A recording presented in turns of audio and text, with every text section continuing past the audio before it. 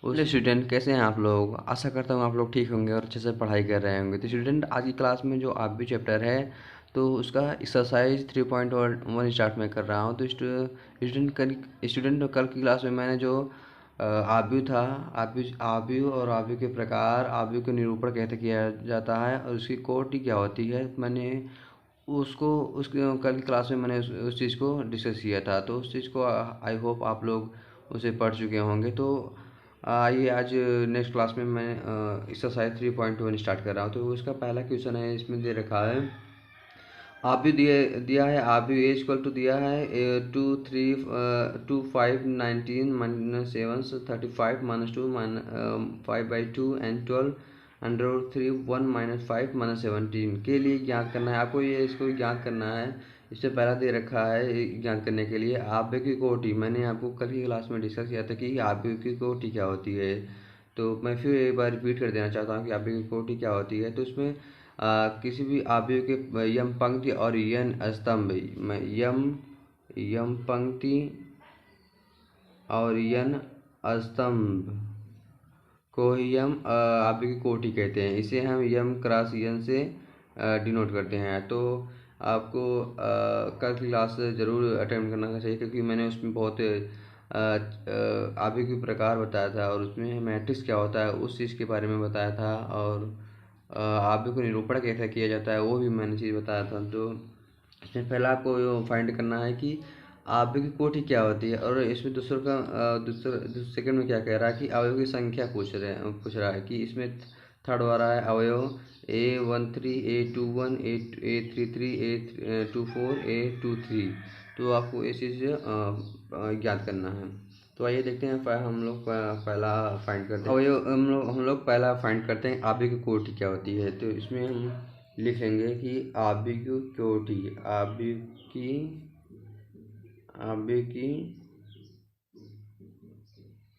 कोटि। तो आव्यूह की कोटि होती है यम क्रॉस यन। यानी इसमें देखिए यम क्या है, मैंने आपको पहले बताया कि यम पंक्ति और यन स्तंभ। इसमें देखिए आपको फिर आपको मैट्रिक्स लिख लेना है कि जो भी आपको मैट्रिक्स दे रखा है, जो अभी आव्यूह का दे रखा है 2 5 minus 19 minus 7 35 minus 2 5/2 12 under 1 minus 5 17। तो ये आपको मैट्रिक्स दे रखा है। तो इसमें देखिए ये पंक्ति होता है और ये स्तंभ होता है। तो इसमें पंक्तियों की संख्या आप गिन लीजिए 1 2 3 तीन पंक्ति और 1 2 3 4 स्तंभ इसमें है। तो इसमें पंक्ति कितना हो जाएगा 3 और इंटू और इसमें स्तंभ 4 है। तो इसका ये आपका आव्यूह की कोटि हो जाएगी। तो आपको यहाँ लिख लेंगे आव्यूह की कोटि। आपकी आव्यूह की कोटि ये हो जाएगी। तो इसमें दूसरा का आपको क्या फाइंड करना, देखिए दूसरा का देख लीजिए आप लोग इसी प्रकार। तो इसमें पूछ रहा है कि अवयव की संख्या, अवयव की संख्या अवयव की संख्या बराबर होता है, अवयव की संख्या बराबर होता है इसका जो अवयव की कोटि है, इसका जो वह है 3 इंटू यन, इसका सॉरी यन, इसका जो 3 इंटू 4 इक्वल टू 12, इसका अवयव की संख्या में जो फाइंड हो गया। तो तीसरा देखिए क्या फाइंड करना है, अवयव पूछ रहा है। अवयव इसमें है इसमें अवयव है इसमें A33।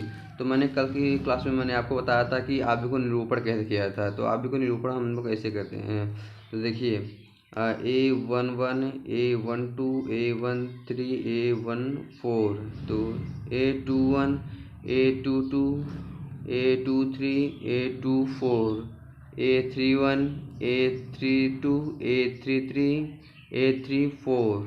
तो आपको इसी से निरूपण किया जाता है। इसमें देखिए इसमें 3 पंक्ति और 4 स्तंभ हो गया।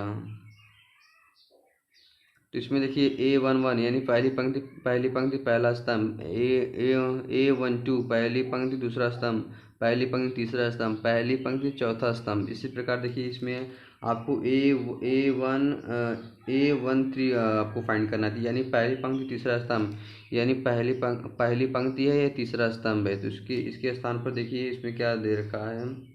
मैं फिर से जो मैट्रिक्स है उसे मैं फिर से यहाँ लिखना चाहूँगा। 2 5 19 7 35 -2 5/2 and 12 √3 1 -5 17। तो आपको इसमें पूछा है कि A13 क्या है। A13 यानी पहली पंक्ति तीसरा स्तंभ। तो इसमें ये पहली पंक्ति और तीसरा स्तंभ है ये। तो इसमें आपको दे रखा है 19, आपका ये होगा। तो दूसरा का इसमें पूछ रखा है कि A21। तो A21 यानी दूसरी पंक्ति पहला स्तंभ। यहाँ देखिए दूसरी पंक्ति पहला स्तंभ, इसमें दूसरी पंक्ति है पहला स्तंभ भी है, इसमें 35 हो जाएगा। इसी प्रकार देखिए A33 यानी तीसरा पंक्ति तीसरा स्तंभ, ये आपको पूछ रहा है कि तीसरी पंक्ति और तीसरा स्तंभ।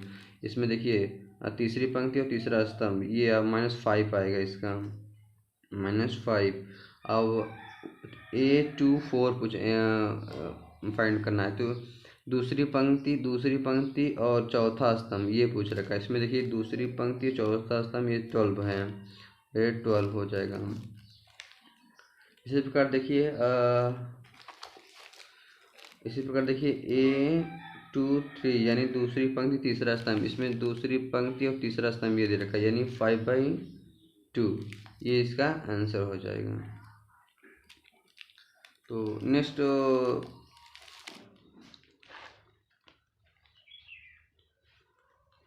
तो स्टूडेंट देखिए इसमें दूसरा क्वेश्चन क्या दे रखा है कि इसमें दूसरा क्वेश्चन क्या पूछ रहा है कि यदि किसी अवयव में 24 अवयव हैं तो उसकी संभव कोटियाँ क्या है। यदि इसमें 13 अवयव हों तो इसकी कोटियाँ क्या होगी। तो देखिए इसका क्या हल होगा। इसमें पहला फाइंड करना है कि यदि किसी अवयव में 14 अवयव हो, तो इसमें किसी अवयव में 14 अवयव हैं तो इसको देखिए संभव कोटियाँ, इसमें यहाँ आप लिख लेंगे कि इसकी कोटियाँ, संभव कोटियाँ बराबर हो जाएंगे। तो आपको इसकी कोटियाँ मैंने बताया था कि m × n होता है। तो इसमें देखिए किस तरह से फाइंड करना है। देखिए इसमें 1 हो जाएगा, 1 × 24 इस तरह हम भी लिख सकते हैं, यानी 1 × 24, 2 × 12 हो जाएगा, 3 × 8 हो जाएगा, 4 × हो जाएगा, 6 हो जाएगा, 5 नहीं होगा, 6 × 4 करेंगे, 6 × 4 करेंगे, ये संभव कोटि इसी तरह निकल जाता है। तो 6 × 4 हो जाएगा, 7 × 4 नहीं होगा, 8 × 3 हो जाएगा, फिर 9 10 12 × 2 हो जाएगा, 2 हो जाएगा। फिर उसके बाद 24 × 1 हो जाएगा। इसकी संभव कोटियाँ यही है। तो इसमें और आगे क्या पूछ रहा है, इसकी संभव कोटियाँ क्या है। इसमें अगर 13 अवयव हो तो इसकी कोटियाँ क्या होगी। इसमें 13 अवयव, तो इसके जो दूसरों का फाइंड करना है कि इसकी कोटियाँ भी देखिए, कोटियाँ m × n मैंने पहले बताया कि। तो इसमें देखिए इसमें 13 अवयव हो तो कोटियाँ क्या होगी। देखिए इसको किस तरह हम इसकी जो संभव कोटियाँ हैं कैसे हम इसको लिखेंगे। तो इसके देखिए 1 × 13 लिखेंगे, यानी इसका 13 ही होगा। फिर इसके बाद 13 × 1 लिखेंगे, इसका ये आंसर हो जाएगा। इसमें थर्ड वाला क्वेश्चन आपको दिख नहीं रहा है तो मैं दिखा देना चाहता हूँ। ये देखिए थर्ड वाला क्वेश्चन दे रखा है कि इसमें पूछ रहा है यदि किसी अवयव में 18 अवयव हों तो इसकी संभव कोटियाँ क्या होगी। तो इसमें वही आपको पूछ रहा है कि इसमें संभव कोटियाँ क्या होगी। तो आप लोग 18 अवयव के लिए लिखेंगे। तो इसमें देखिए इसमें जो कोटियाँ हैं लिखेंगे आप, कोटियाँ बराबर, कोटियाँ आप जानते हैं कि m × n होती है। तो इसमें किस प्रकार से इसकी कोटियाँ बन सकती है, इसमें मतलब कितने स्तंभ कितने कॉलम, इसी प्रकार से उसको करना है। तो देखिए इसमें हम लिख सकते हैं 1 × 18, फर्स्ट कॉलम एक पंक्ति और 18 स्तंभ बन सकते हैं। तो इसमें इस प्रकार देखिए 2 × 9, इसी प्रकार 3 × 6, 4 नहीं हो सकता, 5 6 × 3, 7 नहीं हो सकता, 8 नहीं हो सकता, 9 इंटू 2 हो सकता है, फिर उसके बाद 18 इंटू 1 हो सकता है।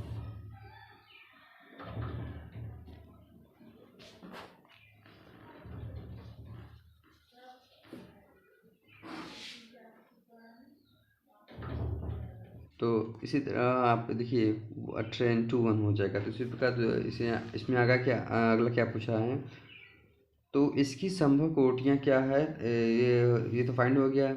यदि इसमें 5 अवयव हो तो इसके क्या होगा, इसमें यदि 5 अवयव हो तो इसकी कोटियाँ क्या होगी। इसी तरह ये पूछा है कि इसमें भी आपको कोटियाँ निकालना है। इसमें अवयव हो तो क्या होगा, इसमें भी कोटियाँ आपको निकालना है।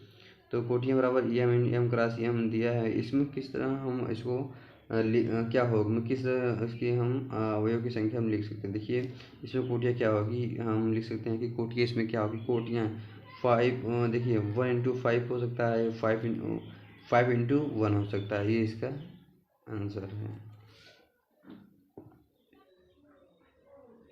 तो इसमें अगला क्वेश्चन देखिए, इसमें अगला क्वेश्चन क्या कह रहा है कि एक 2 इंटू 2 आप ए इक्वल टू ए आई जे देखिए ए आई जे क्या है, ए पंक्ति ए स्तंभ है की रचना कीजिए जिसके अवयव निम्नलिखित प्रकार से प्रदत्त हैं। तो इसमें पहला फाइंड करना है आपको ए आई J equal to I plus जे का होल स्क्वायर अपान 2। तो इसमें आई क्या है, मैंने आई क्या है, आई पंक्ति है, आई आई आई पंक्ति है और जे स्तंभ है।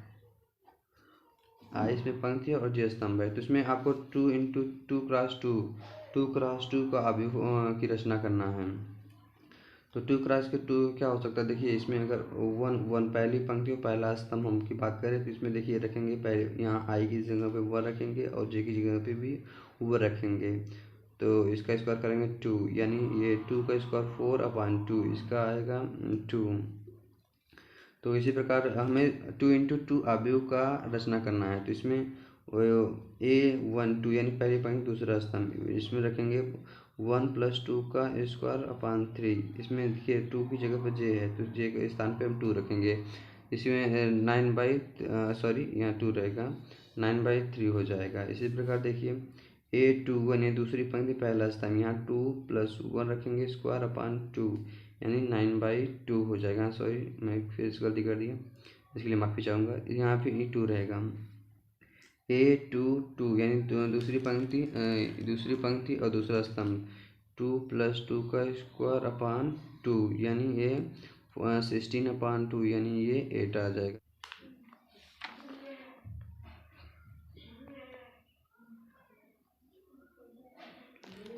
तो इसमें आपको जो है, सॉरी इसमें जो भी 2 इंटू 2 अवयव की रचना भी करना है ना। तो देखिए 2 इंटू 2, इसमें 2 इंटू 2 अवयव की रचना करना है। मैंने आपको पहले ही बताया कि अगर 2 क्रॉस 2 का निकालना हो, दो पंक्ति 2 स्तंभों का निकालना हो तो equal to A11 A12 A21 A22। इसी प्रकार देखिए इसमें A1 के स्थान पर 4 यानी 4/2 यानी 2 है, A12 के स्थान पर 9/2 है, A21 के स्थान पर 9/2 है, A22 के स्थान पर A है। तो इसमें हम जो है इसका अवयव बनेगा, तो इसमें A बराबर बनेगा आपका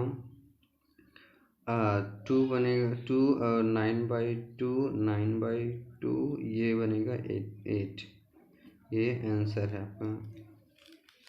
इसका सेकेंड पार्ट है, इसका सेकेंड पार्ट है, इसका सेकेंड पार्ट देखिए। तो इसमें देखा है कि आई जे इक्वल टू आई पान जे। आपको ये क्वेश्चन में दे रखा है जो इसका सेकेंड पार्ट है। तो इसमें आपको फाइंड करना है कि जो इसका बनेगा 2 इंटू 2 मैट्रिक्स जो बनेगा ये equal to A11 A12 A21 A22।